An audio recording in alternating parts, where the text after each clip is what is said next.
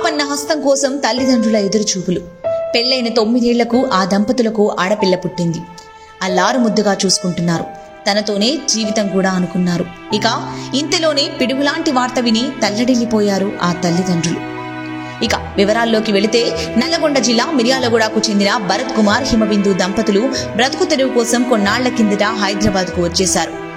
చిన్న ప్రైవేటు ఉద్యోగం చేసుకుంటూ భరత్ కుమార్ కుటుంబాన్ని పోషించుకుంటూ ఉన్నారు. 6 నెలల క్రితమే కుమార్తె గీతాన్వితకు 3 ఏళ్లు నిండడంతో పాఠశాలలో కూడా చేర్పించారు. చదువు, ఆటపాటల్లో చురుగ్గా ఉండడం చూసి ఆ తల్లిదండ్రులు మురిసిపోయారు. అయితే ఆ ముసిముసి నవ్వుల వెనుక పెద్ద విషాదమే ఉందని తెలుసుకోవడానికి వారికి ఎంతో సమయం పట్టలేదు. నెల క్రితం పాపకు స్నానం చేయిస్తూ ఉండగా పొట్ట ఉబ్బినట్లు తల్లి గుర్తించింది.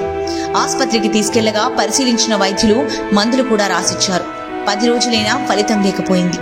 మరికొన్ని పరీక్షలు చేయించడంతో అసలు విషయం తెలిసింది. పాపకాలేం పూర్తిగా దెబ్బతిన్నట్లు వైద్యులు చెప్పారు. లివర్ మార్పిడి ఒక్కటే శరణ్యమని, లేదంటే పాప బతకడం కష్టమని చెప్పడంతో ఆ తల్లిదండ్రులు కన్నీరు మున్నీరవుతున్నారు. గీతాన్వితకు అరుదైన జన్యు వ్యాధి విల్సన్ డిసీజ్ బారిన పడినట్లు వైద్యులు తెలిపారు. నెల రోజుల నుంచి మందులతోనే చికిత్స అందిస్తున్నామని, ఇప్పటికే శక్తికి మించి కూడా ఖర్చు చేశామని, అప్పులు కూడా చేసినట్లు పాప తల్లిదండ్రులు తెలిపారు. ఆ చిన్నారికి తన కాలేయంలోని సగభాగం ఇచ్చేందుకు తల్లి హిమబిందు సిద్ధంగా ఉన్నప్పటికీ మార్పిడి, ఇతర చికిత్సలకు గాను 24 లక్షల వరకు ఖర్చవుతోందని వైద్యులు తెలిపారు. ఈ సమయంలోనే తన పాపను ఆదుకునేందుకు దాతలు, ప్రభుత్వం పెద్ద మనసుతో సాయం చేయాలని ఆ దంపతులు వేడుకుంటూ ఉన్నారు.